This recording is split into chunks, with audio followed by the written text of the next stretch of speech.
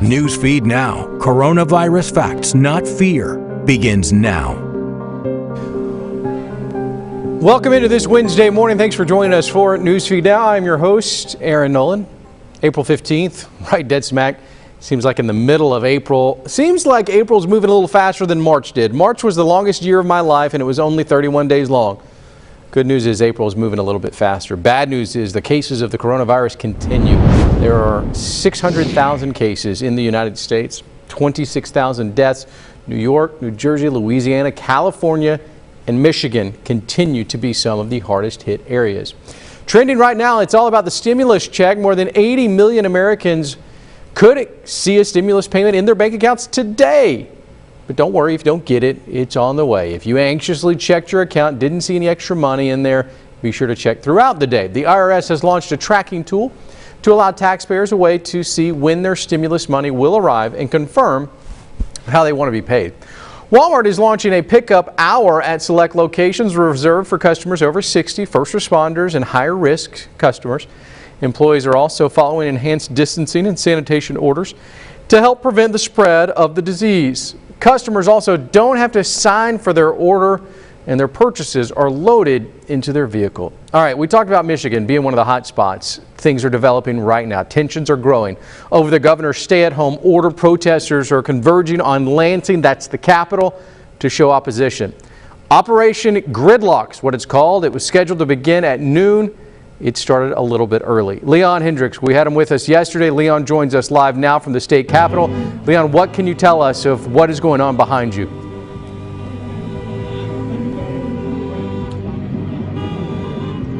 Oh, good afternoon to you. A surreal sight here in Lansing, Michigan right now, our capital city. We are right outside the Capitol building where the governor's office is located. And there is a large sign right here in the front that says security without liberty is called prison. These folks out here are wanting to express their displeasure, their disdain with the governor's stay-at-home orders that have shuttered businesses all across the state and put a number of people, a lot of people, out of work. They're saying that they believe the governor has gone too far with her orders, and they're here to make that known. Now, Operation Gridlock, the idea was that protesters would stay in their cars. So we are seeing that part of the protest here. You hear all the honking in the background. People have been driving around. Their plan is to cause a gridlock, a stop to traffic here in the capital city. And as you see, there is certainly some degree of success with that. Cars have clogged this street here right in front of the Capitol building. And you can see the number of people in their vehicles. A lot of them have signs, and a lot of them are wanting their voice heard. Take a look here right in this window. It says homes are essential. So they're talking about this idea that only essential businesses and essential travel is allowed to take place here in our state. Many of them taking issue with what is defined as essential here and what is not. Now, the protests, again, designed to stay in the vehicles, but we're seeing a lot of people saying, nope, they're going to get out of their vehicles. They're standing about here in front of the Capitol. We did hear from the governor earlier this week. She was aware that this protest was planned. She believed that it was politically motivated and being paid for by some of her political opposition. Whether that was founded or not remained a point of contention among both sides of the political aisle. But she encouraged folks not to show up here. But it's clear that the folks you see gathered here, they're not listening to that request from the governor, and they want her to know that they're not happy with this stay-at-home order. Aaron? Leon, let's stay with you for just a moment. As we continue to look what's going on behind you, I do want to bring up exactly what happened. There was a change last week from your governor, Governor Whitmire, and it's not allowing travel to in-state vacation residents. So you can't travel. If you own a home in a different part of the state, you can't do that. You're not permitted to use a motorboat. Business restrictions have also been tightened, including large stores. You can't sell paint, You can't sell gardening equipment or gardening outside. There's also that neighbor clause. They don't want you crossing the street and going to talk to your neighbor. And it looks like to me, by all indications, that folks in Michigan are fed up. But before you go, Leon, I want you to talk about what happened this morning on the Today Show as Craig Melvin asked your governor about why this is happening. And again, you said it best. She said not to show up. But folks in this state are not listening today.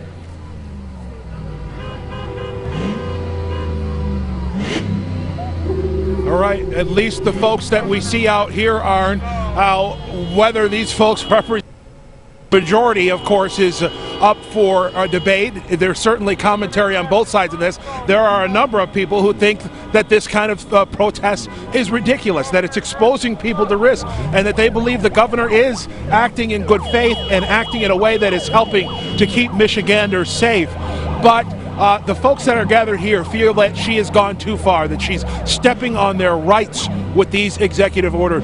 In addition to all of the changes to the orders that you spelled out, she also extended the length of the order.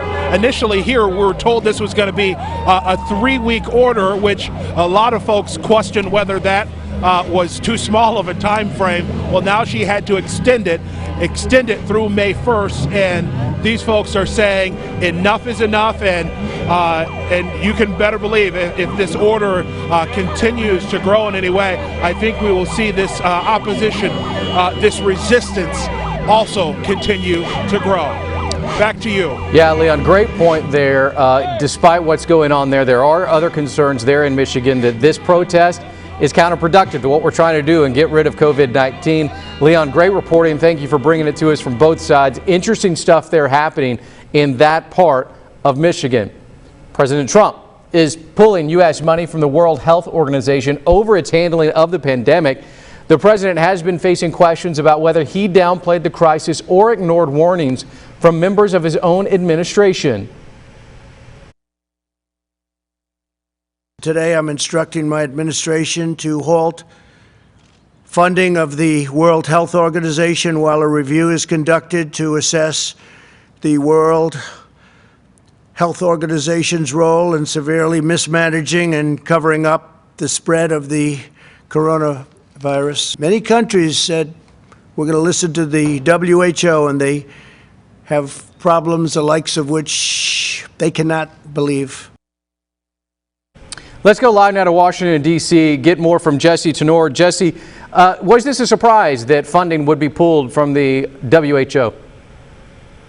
Not really. This is something that President Trump has been threatening for some time, and then yesterday he really just kind of pulled the official trigger on it. And his argument the entire time is saying, you know, look, the U.S. is the main contributor to WHO. We put in the most money. And so why, he argues, is a country like China receiving, you know, the bias from WHO, the preferred bias. And so he's hoping that by putting this funding in jeopardy, that puts more pressure on WHO while there's an investigation into the agency's handling of the coronavirus crisis.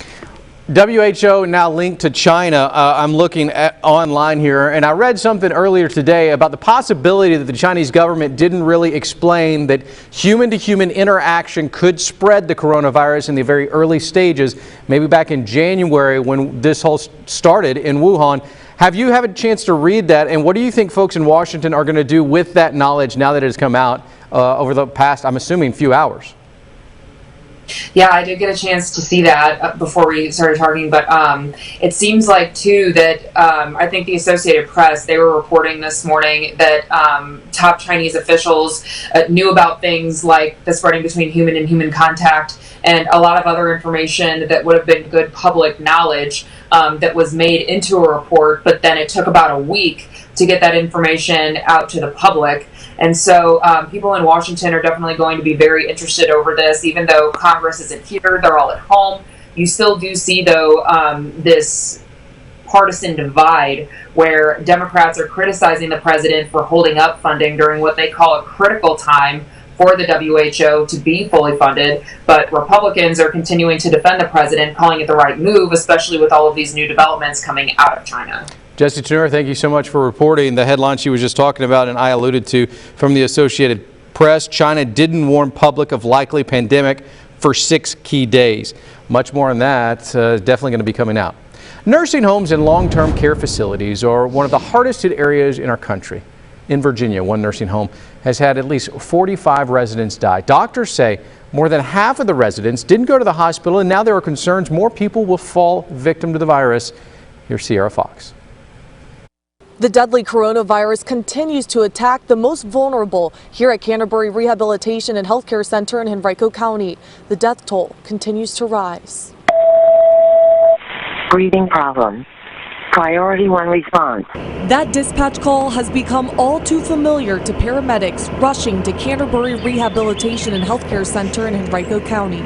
Senator Tim Kaine says the spike in emergency calls there is a concern.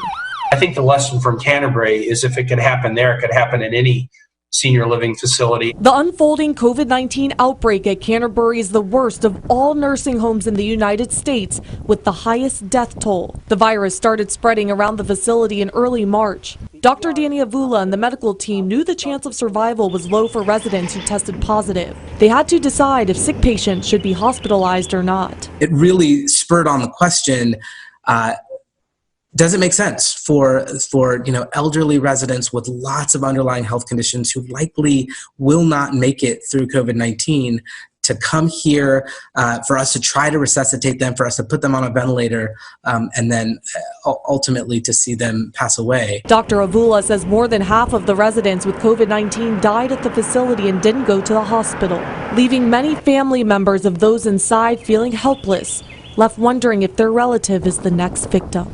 I'm very concerned about his emotional state while he's there, because this facility appears to be overwhelmed and the nurses won't have time to just sit down and talk to him. Canterbury's medical director, Dr. Jim Wright, says the decision to treat residents inside has taken a toll on everyone. He said, quote, "We die a little inside with each death that occurs at the facility." Reporting in Henrico County, I'm Sierra Fox. Sierra, thanks. Let's bring in Carrie O'Brien, an investigative reporter from Richmond, Virginia. And Carrie, this facility, has it had problems in the past? It has. I took a look at some of their past inspections. Their last federal inspection was in October, so before the coronavirus outbreak, but we did see that they had a pretty bad inspection. They were given a much below average rather, for health inspections, and overall a below average rating. They were cited 23 times for health violations. One thing that was brought up by doctors there that Sierra was reporting on is the mental toll that it takes. Not only is there fear that the virus could infect you, there's just this emotional entanglement that I think really all the world is feeling right now. Yes, absolutely. I think that, the staff members are struggling. We've heard that they're understaffed there, and that has been part of the problem. That was part of their past inspection failures as well. And so they're already understaffed. They're working nonstop. They're trying to save these people, and some of them are getting sick as well. And so it certainly is taking an emotional toll on them and the community. Before you go, how's testing going at that facility? Are they able to test everybody there? They are now, but that Good. was part of the problem. We're hearing that might be why this spread so fast. They weren't able to have enough tests at first and test everyone. And a lot of people, 60% were asymptomatic. So once they tested them, they found out they had it, and they were probably passing it along as they were asymptomatic. Carrie, good stuff. Thanks for taking the time. We appreciate it here on Newsfeed Now. Veterans served our country and risked their lives on the front lines. Now many are facing a new battle. One Kansas man is 99 years old, trying to defy the odds as he battles this virus. Here's Sheree Honeycutt. Max DeWeese is an American hero. This has been tough, but I've been in much tougher situations. The 99-year-old is fighting COVID-19 from the hospital, but he also fought in Japan and earned 2 Purple Hearts in World War II. Max is one of those guys, from our greatest generation that's just so resilient. He'll never ask for help. The guy last year was still shooting his age in golf. Paul Chapa is the leader of FISH, Friends in Service of Heroes. He and Max have been friends for years and is supporting him through this fight. And we went out there with a Semper Fidelis sign, Semper Fi Marine, and the Marine Corps flag, and he was just so happy. And we could see him up in the window, and he was waving at us and talking to us on his phone. You couldn't ask for a nicer friend. He has done a lot for me. I've done a lot with him, and people like him are not easy to find. How are his spirits? Max is doing wonderful. His spirits are always high. For someone that's 99 years old, Sheree, this guy, you would never think it when you talk to him on the phone or meet him in person, because he has so much energy and he's so sharp. Even in the hospital, Max says he feels awful, but will win this battle. I am just been well watched over by the good Lord. Now, otherwise, I wouldn't be here today. Paul says when Max beats it, he'll have a new medal to add to his collection. Sheree joins us now from Kansas City. Sheree, what a cool story. And again, we've got to remember that during this time of this pandemic, we know that the hardest hit area are elderly, and now we've got a guy who has survived so much, who is battling through what he just called, and I love this, I've battled tougher stuff than this. Yeah. He's so awesome. I actually met Max 2 years ago, and I didn't realize when I was going to do this story that I had actually known him. So when I called him, I was so surprised at how well he sounded. He was just so chipper and just funny. He was like making jokes with me and just talking about how he was ready to recover and that he didn't feel great, but he knew that he was going to come through this. At what stage of the virus is he right now? So he is in the middle of it. He is not feeling, like I said, great, but they caught it early. Mm-hmm. And so he's living in a assisted living facility normally, and then they noticed that his oxygen levels were low. And so he wasn't really feeling the symptoms yet, so they put him in the hospital before things got bad. So he's being monitored 24/7 to make sure he doesn't get to a bad level. We all wish him the best. Fantastic story, Sheree. Thanks for taking the time here on Newsfeed Now. Thank you so much.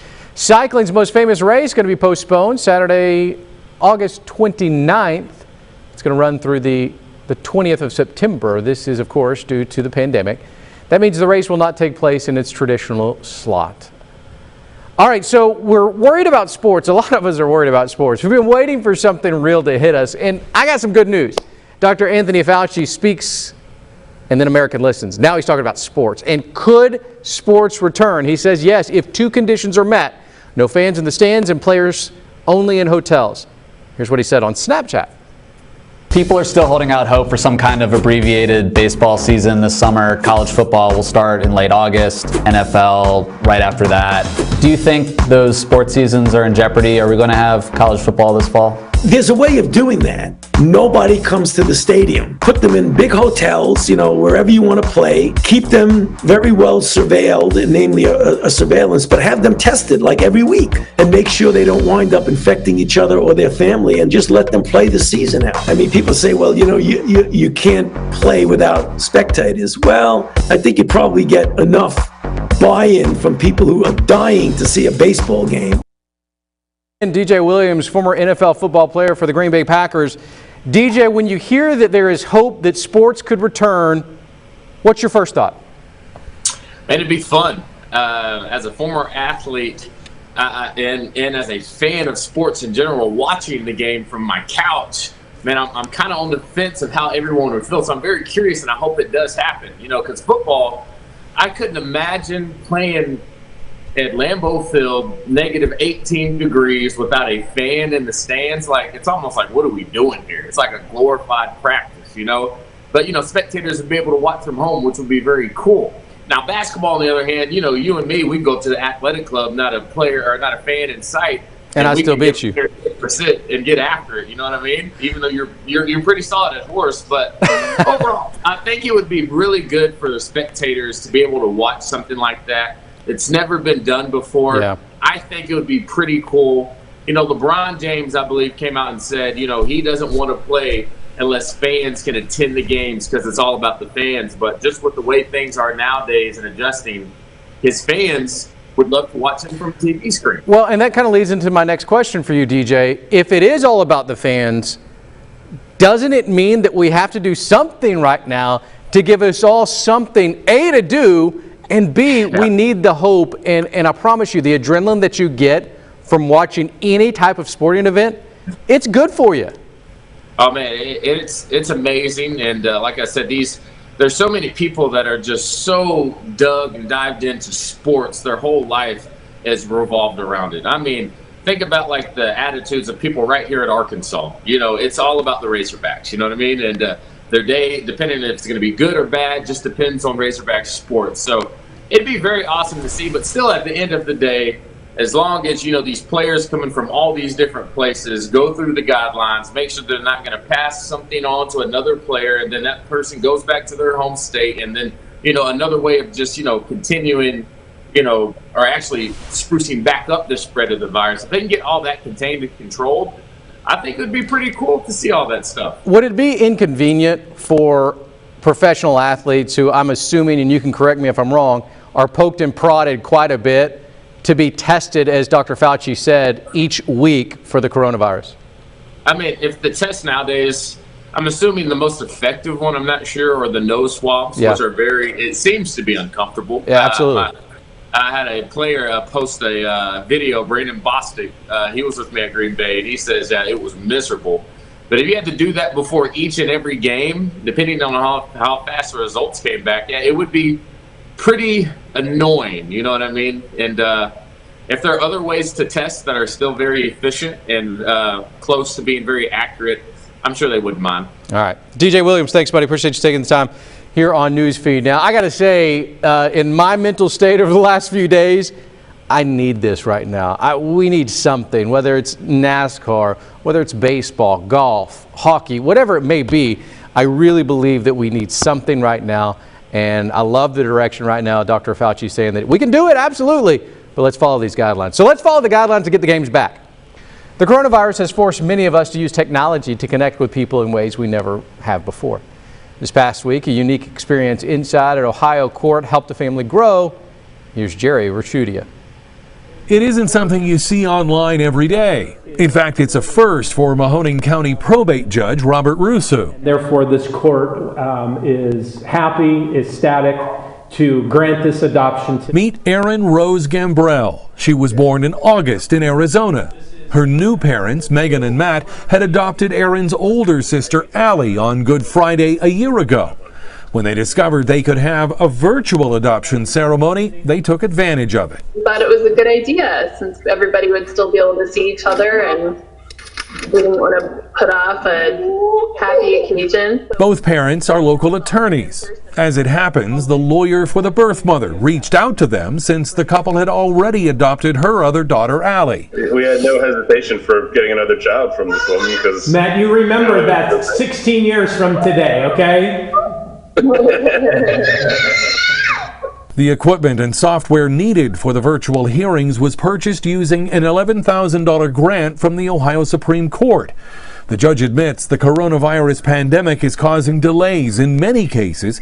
He says some courts may ultimately need months or even years to clear their backlog. So I didn't want to stop this process. I know the family is always looking for closure.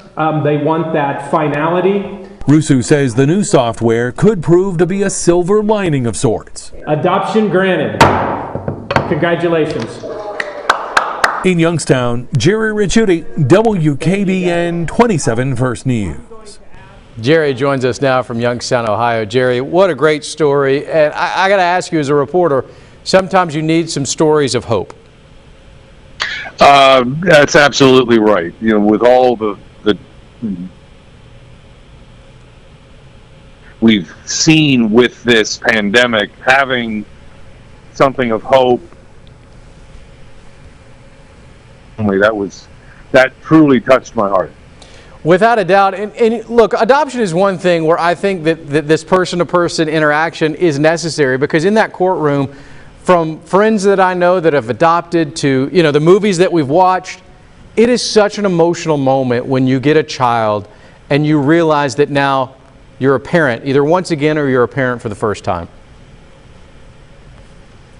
And you bring up courts here in Mahoning County once a month, once they ever so would do naturalization ceremonies, and the emotions that go with that. And So yeah, your point is well taken. That it's an emotional family together for that family. Jerry, thank you so much. Appreciate you taking the time here on Newsfeed Now. No doubt a great moment to end our show on. Have a good day. We will see you right back here tomorrow, 11:30 Eastern, 10:30 Central. I'd give you all the other times, but you know how the map works. See you tomorrow.